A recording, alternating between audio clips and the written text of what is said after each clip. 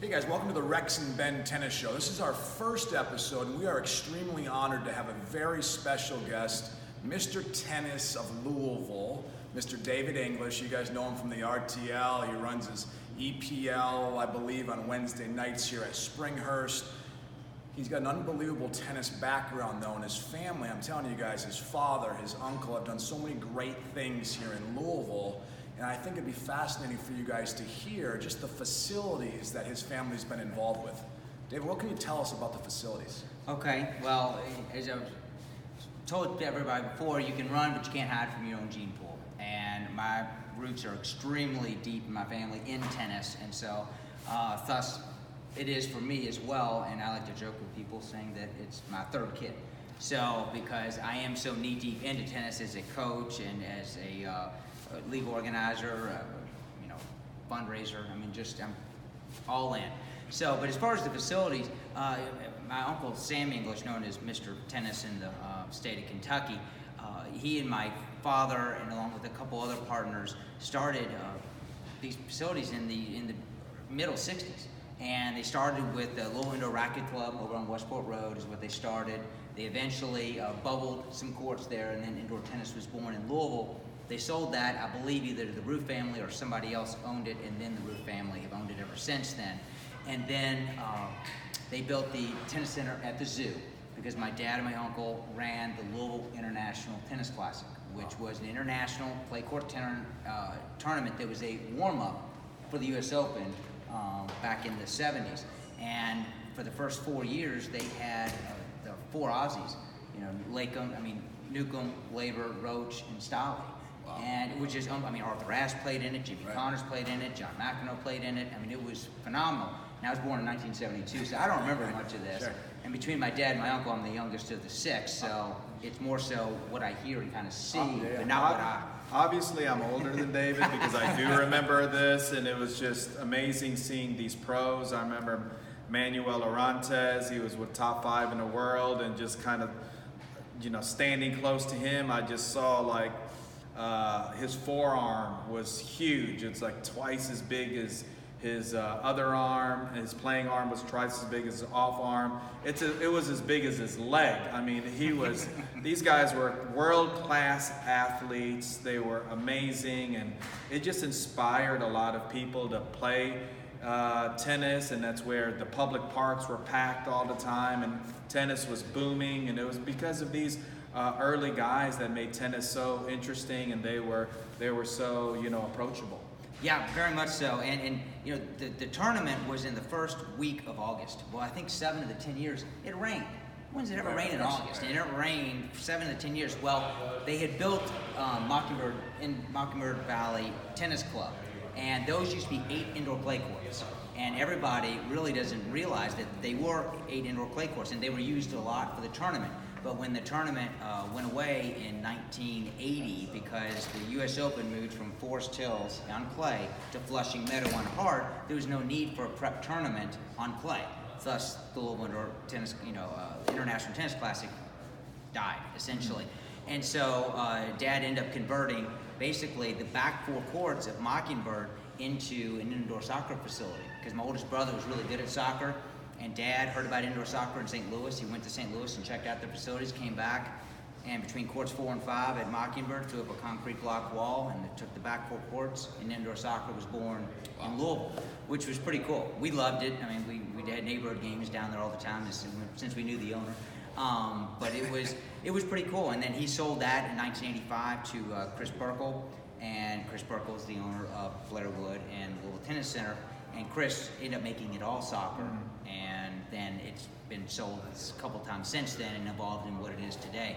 But Dad and my Uncle Sam were heavily involved in running programs and building facilities and running tournaments. They were really cutting edge because they did the tennis clubs when tennis was really rising. Then really people didn't know a ton about soccer in the early 80s, and he brings this indoor soccer. So they were like sports entrepreneurs. But one of the things that I've always appreciated, David, is the under 18 USTA clay court nationals when the best young juniors in America came. And I remember my friend Greg Patton, who coached for many years at Boise State. He was the USA national junior coach for many years, and he would bring in Team USA to play that tournament. And a lot of the other guys that wanted to play against Team USA, they came, and the field was so thick. And as a young person, watching the top junior players play, and I was a junior myself, really inspired me to try to be the best I can be. Tell us about that under 18 tournament. Well, my Uncle Sam ran it, I think, for over 30 years, between 32 and 35 years, and it was his baby. I mean, that was one of his, he had partners for some of the other things, but that was his. And it was really, I was the youngest of the 6 offspring between my dad and my uncle. And so, some things when you're young, you kind of take things for granted, and it's always going to be there until it's gone. But so I didn't have too many stories from that tournament. I just always heard about it. But in '87, I do remember going to watch David Wheaton playing Jim Courier in the finals out of Blairwood. And Wheaton just destroyed Courier, like 1-1. I mean, just killed him. And Courier had a big Western forehand and a Western backhand. And we said, he's going nowhere with that Western backhand. And then 4 years later, he wins the French Open. And we feel really dumb predicting. I'm glad David was a tennis promoter, not like a tennis scout or anything, but we really appreciate it. And this guy over here to our right was a big competitor, was a top junior in the Midwest, and I know he'll share his story. Yeah, so with you guys, a lot of you don't understand that the 18 and under clay court junior nationals was here in Louisville at a lot of the facilities. I remember playing Marty Fish in 1998. Lost a close match to Marty.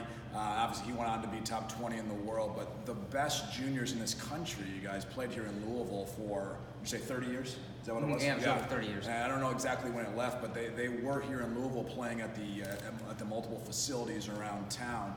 And it was just a great opportunity for a lot of people back then to see unbelievable junior tennis. And as Coach said, easy for him to recruit right in his backyard. So a great opportunity for him. But you guys, what we really wanted to talk about today, and it was our number one thing, was the RTL tournament. David runs the RTL. He raises so much money for just really great causes. And to start with, I want him to go over the causes that he has raised money for ever since the RTL has started. Okay, and the RTL started, it's called Refuse to Lose. And it started in 2013. And it was the brainchild of Chris Mather. Was the one he said, hey, let's revitalize the old cystic fibrosis fundraising tournament, but let's do it for cancer. And then Marshall Sample, who was our teammate, who had a golf ball size tumor in his brain, was given 5 years to live, and on the 4th year, he went through an experimental brain mapping surgery to have it removed, full recovery, poster child for health with cancer survivor. And then my father-in-law had just recently passed from colon cancer and prostate cancer. So that all kind of perfect storm came together to say, hey, let's start a tournament to raise money for cancer. And being a sporting event, we gravitated to the Jimmy V Foundation because of ESPN. Everybody knows the V Foundation and Bob Valvano. So we got Bob involved, and that was great. We were 4 years with them, and it ran its course. And then we decided, because that was more of a national type of fundraising, going into just this huge pit of money, we decided let's go a little more the local route, and we hooked up with Caroline Johnson of Twisted Pink, and she runs a local nonprofit that raises money for metastatic breast cancer, which is late stage breast cancer when it already metastasizes and goes into your bones. Yep. Caroline's fantastic with that. It's her total passion, and I think she said it's only like 7% of all money raised for breast cancer goes to metastatic breast cancer. So she's really been a driving force locally, and that resonates obviously with the local crowd here, because we're raising money for a local nonprofit versus something national. David, how can people get involved? They can get involved, involved by coming to our event. You can get involved, which is on November 9th this year at Springhurst Tennis Club against our 7th year. You can get involved by going to www.rtltennis.com, and you can make donations there. It's a fun event. It's all tennis related, and we've changed the format a little bit in the last couple of years. We used to just have one tournament of 20 teams, and the idea is the public that was there, we average about 300 fans a year. We're hoping to increase that this year. And the actual doubles teams are sold to the public. And depending on how your team does in the order of finish. So if you buy, if Ben and I were playing hypothetically, and we win it, you would get the first choice of, at that point, was 20 live auction prizes. We've now shrunk it down to 8 teams because it's just 20 was a lot to manage. But we also, since the public said, hey, this is something I can play in, we decided to shrink the tournament and then have a pro-am at the beginning of the evening so people can pay to be able to play with their favorite pros. And we have 2 different levels. We got a Group A, which is 4.0 and above, and Group B, which is 3.5 level and below. So, and it's all on the website. And what about some of the players, just so the audience gets an idea of who is actually playing? So the Pro-Am is a lot of kind of local teaching pros. Is that a good way? It is. It's a lot of teaching pros. Steve Dorkin's playing in it. We've got Brian Martin. I can't go through the exact list of everybody. Robin White, but there are 16 of them. And we got some high school tennis pros like Charles Crawford is playing it for Ballard, and Whitney Thompson from Sacred Heart. So it's fun to be able to play with those people and participate. For the invitational tournament, that's when the big dogs come out. It's a lot of former Rex's players. I think we got 7 of them in it this year. We got several Kentucky players, including Eric Quigley, who has actually won it the last 2 years with 2 different partners. We may pair him with a junior this year. So let's give him which would be let's fun. Put him down. Yeah, not a peewee, but at least a non-UTR or better. We may pair him with. Right. So, but it's a great event, and it's the highest quality tennis you're going to see locally without going to watch actual college, age players. And it's a fun event, you guys. I've been here for a couple of years, and I've lost every year I've been here, but we have so much fun, you guys, just having fun with other tennis people around town. So we encourage you to definitely come out to that event. It's a fun event. It's only $50 ticket to get in, and that's provides dinner. We have about 7 or 8 restaurants that are donated food, including Outback and some others that would be really good food. And then it's an open bar for everybody, and then you've got hours upon hours of really good, fun tennis. An unbelievable silent auction, right? And the silent auction's great. A lot of the River City Racket League women have put together these baskets that are just awesome. They got a lot, there's bourbon in them, and there's just a lot of wine, and it's just a great event. It's very unique.